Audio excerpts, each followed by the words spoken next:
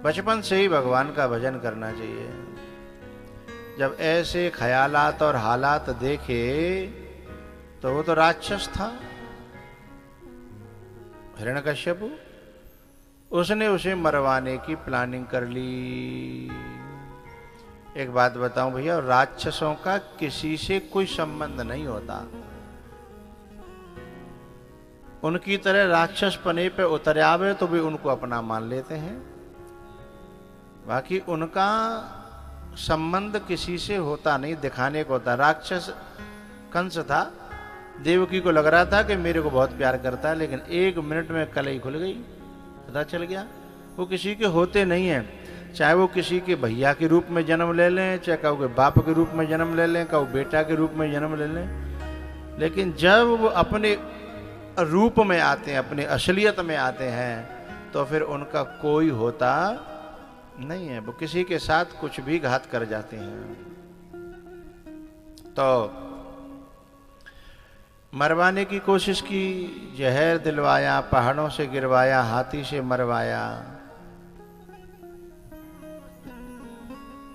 अंतिम में होलिका ने कहा कि काउते ना मरो तो मोत एक बात करो, तुम मेरे को ऐसा वरदान प्राप्त है कि मुझे आग नहीं जला सकती, लेकिन मैं जिसे लेके बैठूंगी उसे आग जला देगी। जब आग लगी तो उल्टी होलिका जल गई, लेकिन प्रहलाद का तो बाल बांका नहीं हुआ।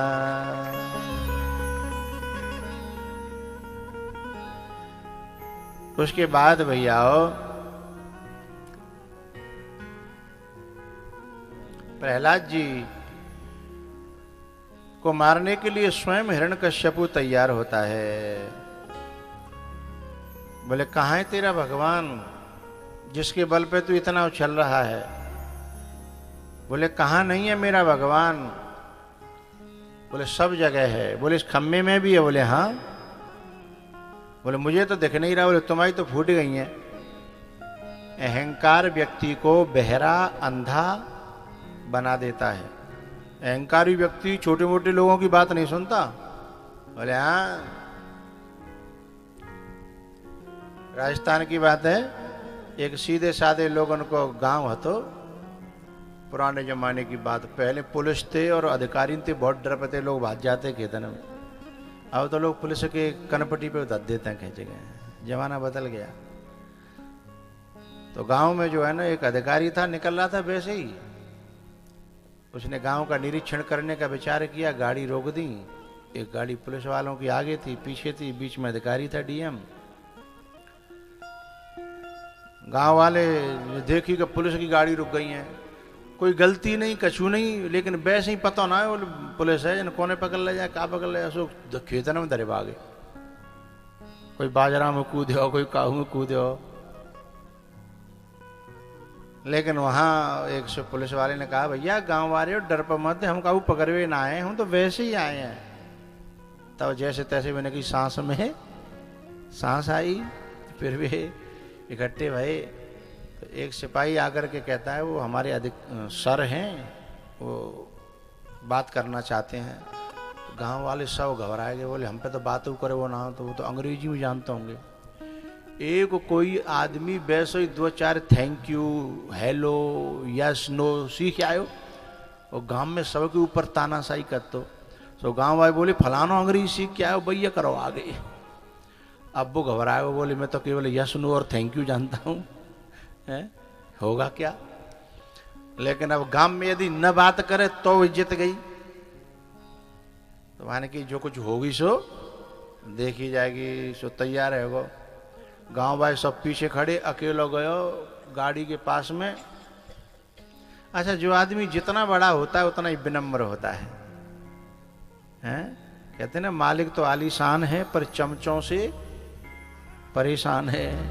तो वो अधिकारी था, बड़ा सरल था। उसने कहा बाबा गांव सब ठीक है? बोले हाँ भैया सब ठीक है। कुशल क्षेम बातचीत भई। बाकी बाद वो अधिकारी तो चला गया। जब वो घर की तरफ आया, अब वो काउते नहीं बोले, वो जो संघ के आदमी थे बिनते नहीं बोले, परिवार वाले थे नहीं बोले, यहां तक कि घरवारी थे नहीं बोले। सब डर पे गए, बोले पता ना अधिकारी तो कोई ऐसी बात भेजा कि कहो दे बोल ना रो। तो डरते डरते 15 दिन है भाई घरवाई घबराते घबराते एक दिन धीमे ते बोली, तुम हम ते बोल चौना रहे, का बात है, कोई गलती है गई है? सो कह रहा जा मोते में डीएम ते बात कर ली, तो जैसे ते बात करूंगा मैं।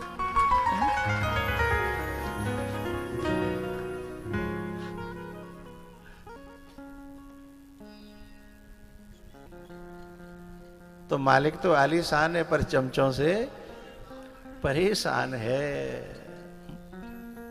तो ये जो अहंकार होता है ना, ये व्यक्ति को अंधा बना देता है, बहरा बना देता है, किसी की बात सुनाई नहीं पड़ती।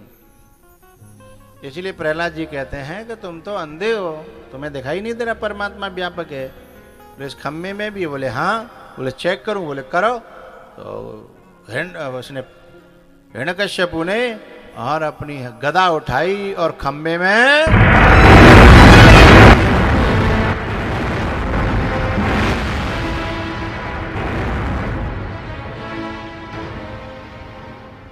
एरे मैया खम्मा गिर पड़े का मां, का गिर पड़े मां? अच्छा कोई बालक जाए तो पकड़ के फेंक दो, और नहीं ये तो पूरी कथा में कपड़ा से पकड़ लेना, कपड़ा से।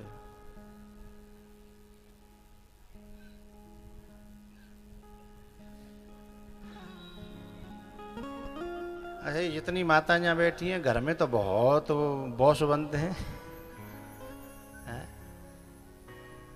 और कातर के मारे भाग रही हैं।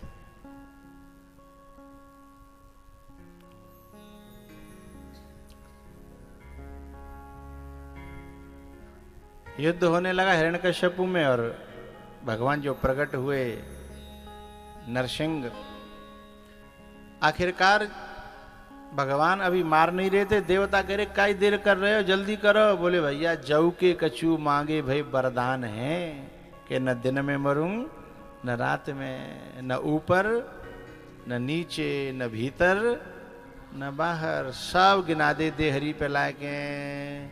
बोले बता कोई वरदान अधूरा तो ना है? बोले ना है। सोई पेट फाड़ दिया उसका। प्रहलाद जी महाराज से कहा कुछ मांग लो बेटा, मेरी वजह से तुम्हें बहुत कष्ट भोगना पड़ा। उन्होंने कहा कैसा होता कष्ट, मुझे तो पता ही नहीं।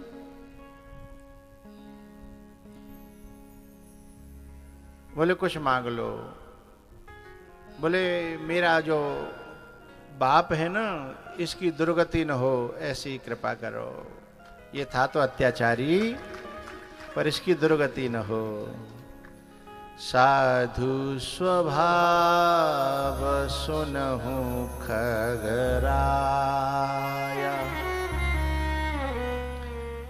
पर उपकार वचन मन काया। बुरे के साथ में भी भला करे हैं,